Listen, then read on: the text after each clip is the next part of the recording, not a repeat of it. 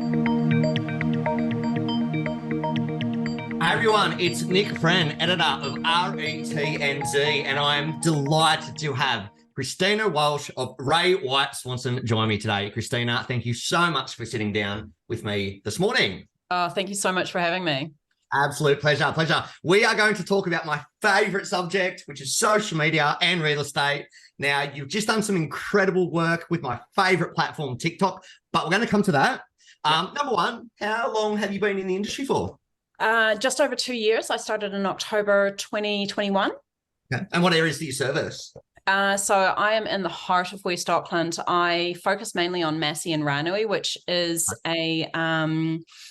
it's the lower price area of West Auckland, and it's what I call grassroots. And I love everybody there. They're amazing. Oh, beautiful, beautiful. So I've been watching you on social for a while, probably for the last year or so. You have stood out to me, and again, the article which we'll come to, but what made you start on social media? What was it that made you start? Far out. So you guys would have had it a bit differently in Australia, but I was extremely smart and I started real estate while we were in lockdown. Okay. Me. Okay. So we couldn't do anything. We couldn't go door knocking. We couldn't go flyer dropping. Like, the only thing that I could do was ring people, and that's fine because I did have people to ring. And then I was like, well, how am I going to get out to new people? Yeah. And social media was literally the answer for it. I used to run a business back when I was a stay-at-home mum with my son, and sold kids' hats online that I made, and I did everything on my social media. That's how I did it. So I know that it works. Yeah. And yeah, that's how I got started in it. It was out of necessity. Okay. Very, very similar to how I got started, There actually. you go. So what's the journey been like? Because I know a lot of people can find social media very daunting, and especially with video work and stuff like that. What's the journey been like? Because I know that you have embraced TikTok, Yeah. but an early adopter of TikTok, with that. What was the, how do I say this? What was the feedback? What was the response from the industry, let's say, as far as what you were doing on there? I think you can gather what the response was from that. Yep. So my wonderful boss, who I absolutely loved to bits while I was working with him, I have obviously changed agencies since I started, and he always looked at me a little bit sideways. I I would come to him with these wonderful ideas, and I was like, "They're amazing," and he would just be like, are you sure? But I don't know. From early on, I got these crazy followers who I love them. Like, they are just so passionate, and they respond to a lot of my posts and share them. And it just makes my heart sing. Like, I love it. So I took the negative comments or the negative reactions that I had from anybody in the industry, and just went, things change and we got to do things differently. And social media is the new flyer drop. So out of curiosity, what was some of the negativity that you got from the industry? Look, I have a very different way of thinking. Normally anyway, I've got ADHD, so I'm full on all the time. I go from the moment I get up to the minute I go to bed. Yeah. So I don't think, like, my brain doesn't work the same way as other people's do. Huh. So it was more just the comments of, are you sure you want to do that? Like, that's not how we do it, and it's not how it's been done. And I kind of always have thought that I've been a bit of a rebel anyway, so I just went and did it anyway. So obviously in different countries, different markets, different areas, different social media platforms work differently. What platforms have you found work best for you? Oh, TikTok, hands down. Like, seriously, if you're not on TikTok, you're in the Stone Ages. I mean, Instagram is good. Instagram's really good. And look, it's a different demographic for each platform. You know this. You know, Facebook is for, unfortunately, the older generation, which I'm oddly classed as, but that's fine. Instagram, does it make you feel old? It makes me feel old. I find my thing with Facebook is business and personal. I've got 2 pages. The personal, look, the business, the business page, whatever goes on Instagram just automatically goes over. I don't think I've checked my Facebook business page in 6 months. I go onto my personal Facebook, and I personally am sick of seeing all the ads, all the sponsored posts, all the negative stuff from around the world. So how I use Facebook is I've got all these closed groups with my friends and family. And if I want to connect with my friends, I go to those groups. I just find for me, and I'm probably classed as a, you know, in that age group as well. No. Yeah. I'm exactly the same. I don't go onto Facebook a heck of a lot, to be honest. Like I do to catch up with like my parents and my aunts and uncles and stuff, because that's what they use. Yeah. And Facebook is good for Facebook is good for static posts. It's also good for video posts, but static is far better for Facebook. Yeah. LinkedIn is the same. I use LinkedIn, so I use all 4. I use Facebook, Instagram, LinkedIn, and TikTok. Okay.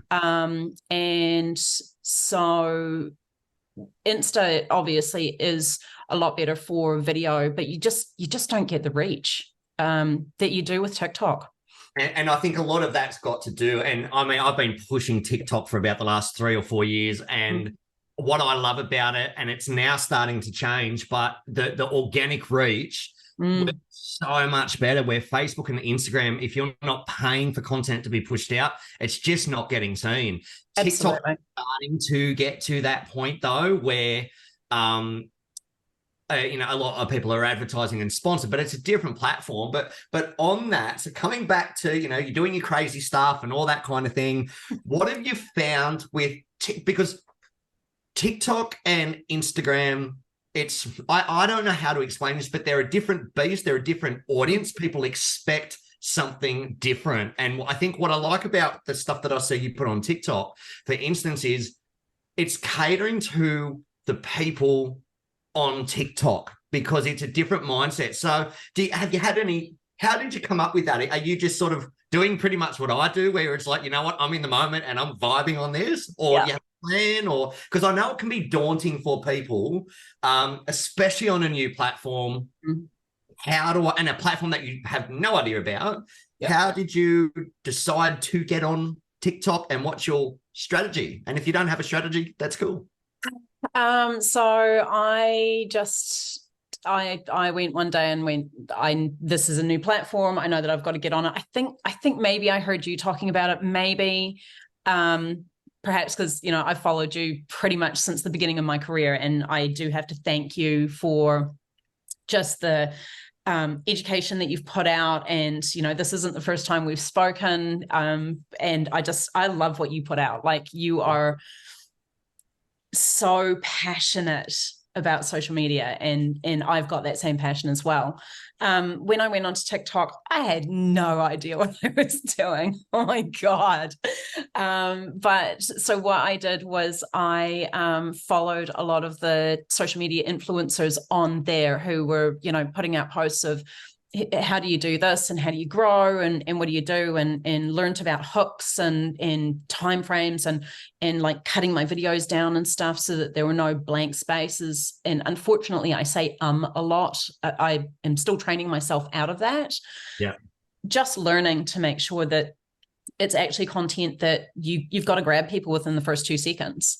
So I have just experimented the daylights out of everything. I have done the voiceover videos. I've done the stuff to music. I've done the typing on the text on the screen. Yeah. I've tried a whole lot of it. I do not sing and I do not dance though. I won't say never, but I don't do it. It's yeah. I embarrass myself enough as it is. I'll be keeping an eye out for those ones. But that's it, isn't it, though? And for anyone that's listening or watching this, the one thing I'd like to stress is, where I see that you do nail it, is the fact that TikTok people do not go to TikTok to see your professional listing videos or to see all the stuff you're putting on Facebook and Instagram. There is a reason people are leaving these platforms and going to TikTok because, number one, they're shorter videos. To get away with a 3-minute video, a 4-minute video on TikTok is almost suicide. Like, you just don't even talk about it. It's way too long. So they are very short and sweet. But it is a different mindset. And you've got to be mindful, not just to bring everything over. Oh, it's another platform, I'm just going to put the same stuff out, because that's the quickest way to not pick it up. Yeah. But coming back to what you said, you had no idea when you started and you just tried everything and experimented. Please don't anyone go and have a look at my earlier videos, because I did the same thing. I've got a niece who, I don't know, it was a Christmas one time and she wanted to do a TikTok dance with me. And I was like, yeah, I'm down for that. There's a lot of TikTok dancing with me in the earlier stages, and I'm not a good dancer, but what I loved about it was I didn't have a following on TikTok. So I could get in there and play with it and, okay, you know what? What's a trend? What's a sound? Like you're talking about, you put the text over the screen and the hook. The one thing that I love, and if anyone follows my stuff, you'll see I'm kind of lazy. As far as I'll go and put some old footage of about 5 seconds with a song that lasts 7 seconds with the text that's long enough to read more than 5 seconds. So it tricks the algorithms, and people read it. And you don't necessarily. And the thing is, though, I see some of my videos get more views than some of the videos that people put effort into it. And it's just, would that be correct to say, Christina, as far as it doesn't have to be polished? People will embrace you the more authentic you are. Oh, absolutely. I'm this is me, right? This is how I show up to appraisals. Today I am in a t-shirt and jeans, and this is just, it's me. That's the demographic that I work in, so I'm able to get away with it. I don't drive a flash car. I don't do my nails. And so I'm very just authentic myself. I've put lots of different videos on there, and I do what you do. Like, you get all excited about something and I'll jump in my car and be like, oh, I got to put that on, right? So I did one that was on, make sure that your light bulbs are all the same color and they all work before you put your house on the market. It's such simple stuff. And people want to know that sort of thing. Like, they don't want to have the real estate agent with their phone going, hey guys, it's blah, blah, blah from blah, blah, blah. Like, you're just going to get swiped immediately for it. And it's so old school. It makes me cringe. But you're building, and so number one, like, you're building. How do I say this?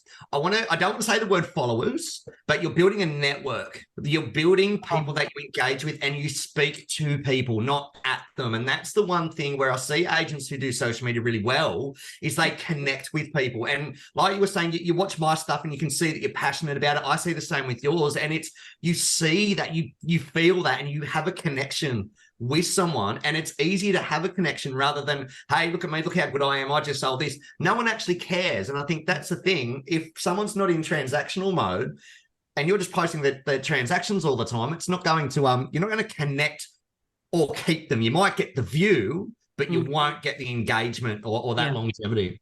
And the engagement is so important. I actually call my followers, which I hate that word as well. I feel like they're my community. Right. Yep. So they're my little Christina community, and I love them to bits. Like, they will fight for me in the comments. Like, it's so good to see. Yeah. They just have the same passion that I do. It's great. Are you ready to revolutionize your real estate sales? Introducing Envision VR, the world's first fully immersive walk anywhere mobile experiences for unbuilt properties. Achieve a 31% acceleration in your sales cycle and a price uptick of 9%. Experience it for yourself. Dive into the future of real estate sales at envisionvr.net. Book a demo, live the experience. So, talking about TikTok. So, you were recently featured in the media about a sale. Now, what happened? Well, anybody that knows me knows I love a good do-up. Like, I love I'll excuse myself, I love a good shit box.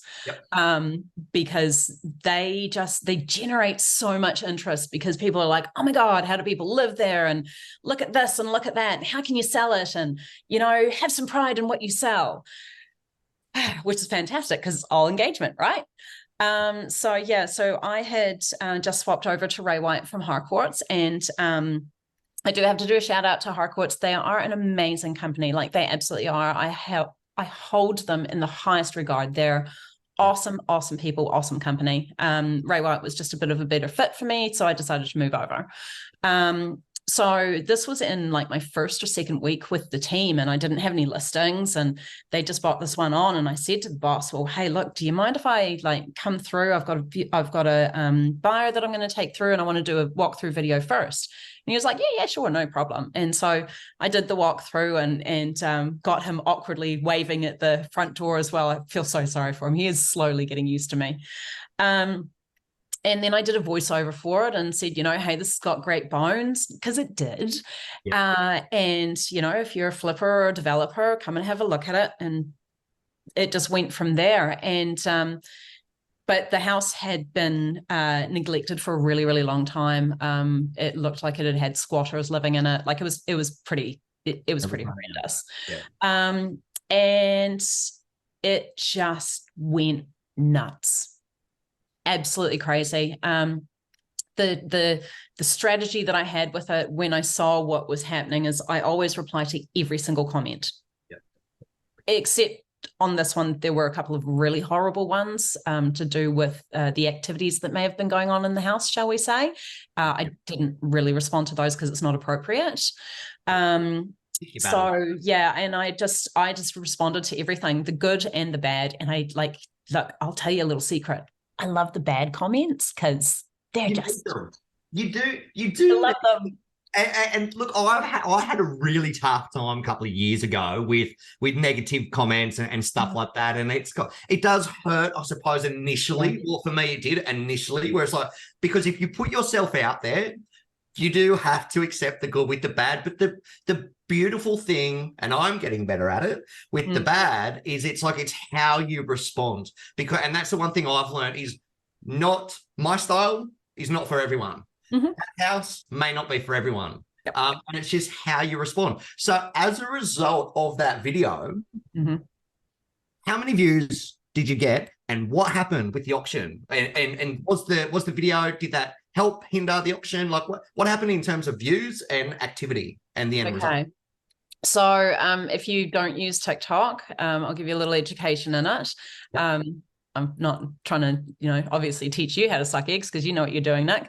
But what you do is rather than doing text replies to all of the comments, you can pick certain ones and do video replies to them. So once we'd gotten to, oh God, I can't even remember how many we'd gotten to, and the comments were just nuts. And I was like, I've got to put out another video, but I've got to do it as a reply to generate more response. And I had this one person, and he was trolling me like crazy. And he was calling me delusional and all sorts of horrible things. And I was just sitting there and just went, mate, I'm going to get you, and I'm going to get you good. So I did a video reply back to him, and that generated like 10,000 views and put everybody back to the original video. Yeah. And then I had another couple ones, asking about the flooding, because we had all the flooding in Auckland, right? So, so I did a video reply to that one, and that generated more views back to the original video again. I think I probably did about 4 videos in total in response to the property and the original video. So in the last time I looked, I haven't checked it for about a week, to be honest, because I haven't had that many comments come back on. I think we got up to 133,000 views on the original video. Yeah. The the response to my troll that got about 10,000, which was awesome. So thanks, mate. Well, and you're driving interest. Yeah, absolutely right. And so in total, over all of the TikTok videos and over Instagram, because Instagram did get a few, when I counted the week after the article came out, it was 193,000 views, which is nuts. So I've got to ask you, and if you get stuck, that's okay. For people that don't use TikTok, for instance, How can you use that particular experience the next time you're in a listing presentation? Well, if they don't use TikTok, So if a vendor is sitting down between yourself and another agent who doesn't have TikTok or doesn't use it, how can you now use TikTok as an advantage over your competition? And because this is so important, and this is the one thing I bang on about. So for those, I'm not going to do it. I'll let you. Absolutely. Look, I've got in my listing presentation, I've got a single page, and it's headed, "Why is social media so important?" And I list what I do in my campaign, because I go to auction for most of my properties, because auction it works. So I list, week 1 is we do this, week 2 we do this, 3, 4 auction day, and then what I've actually done is I've taken the stats from an actual listing that I've done, and I put all of the real estate portals views on it. And then I put my social media views that I've had on it as well. So and that's in a 4-week period. The real estate portals is, I think, about 4,700 impressions. The social media impressions, I think, is up to about 35,000 just on that one property. And that was nothing special. It was a 3-bedroom, 2-bathroom townhouse, cookie cutter place, but social media is, if you're not on it, you're gonna get left behind. So how I would, like, for me, and that's exactly how I used to do it back in the day, because I've been selling real estate on socials for about 12 years almost. But for me, I'd be like, "Hey, Mr. and Mrs. Seller, I know it's between Agent X and I. My last property, we had 193,000 people see that property at no cost to you. Christina, if I can put your property in front of 193,000 people at no cost to you while we're getting the property ready for market, is that something you'd be interested in?" Yeah, absolutely. And come with me, because the other agent's not using it. And boom, you've just won the listing using TikTok. And I think that's really important for the people that still say TikTok doesn't work. It is clearly working. It absolutely is. And I mean, so that property, and I'm sure that you'll end up putting a link back to my TikTok or maybe that video. So that property, we had it was crazy. We ended up having 23 registered bidders for that auction, which was the highest number of registered bidders for Ray White in the whole of Ray White for that week. Wow. We actually got questions to make sure that we had our numbers right. I picked up 5 clients just from that video. Buyers, sellers, landlords, tenants? Both. Both. So not tenants. I mean, God, I could have picked up so many tenants, but I don't do rentals. So I picked up 5 flippers, basically. So buying and selling. So how long was the video? I keep them under a minute. I think it was 59 seconds. Okay, so we will put the link there for everyone to see. And I've seen the video. It literally is just you walking through doing a voiceover for 59 seconds. And you're telling me you picked up a potential 5 clients from that video. Oh, not potential. They're actually on my database. And I now, from this, it's been crazy. So we had 23 registered bidders. I picked up 5 clients, genuine clients who are actively looking. If I go back into my messages, I could probably grab another 3. I had 3 active phone bidders on the day. I've never had 3 phone bidders in my life, so I had to find other agents to help me out. So I had that as well. And the property ended up selling $125,000 over reserve. Well done. Yeah. Okay. So to finish it off, TikTok, yes or no for the industry? Absolutely. If you're not on it, you're crazy. And I'm crazy, so I know. So before I let you go, we're going to do a TikTok video. Oh, geez. I'm going to hold the camera up to the thing, and I'm going to record a promo for the video. I'm going to put it on TikTok. Are you right with that? Yeah, that's fine. Hang on. Can I do it for mine as well then? Hang on. Fine. One moment, please, caller. One moment, please. Sorry, to the listeners. Yeah, just bear with us 2 seconds. Okay, I'm ready. Okay. Hey everyone, it's Nick from RETNZ, and I'm here with Christina Walsh from Ray White Swanson. Christina is the TikTok star of real estate in New Zealand, and we've just had an awesome chat, which is going to be in a podcast soon, about how TikTok has generated interest for a particular property in New Zealand, and how Christina's journey from social media to TikTok star and getting results through TikTok has come about. Christina, thank you very much for sitting down with us today. And yeah, what are your thoughts to people out there who are not on TikTok? Oh, get on it. You're going to get left behind if you don't. Yep, cool. Thank you, Christina, and listeners. We will talk to you and see you soon. See ya. Thanks, Nick. Bye.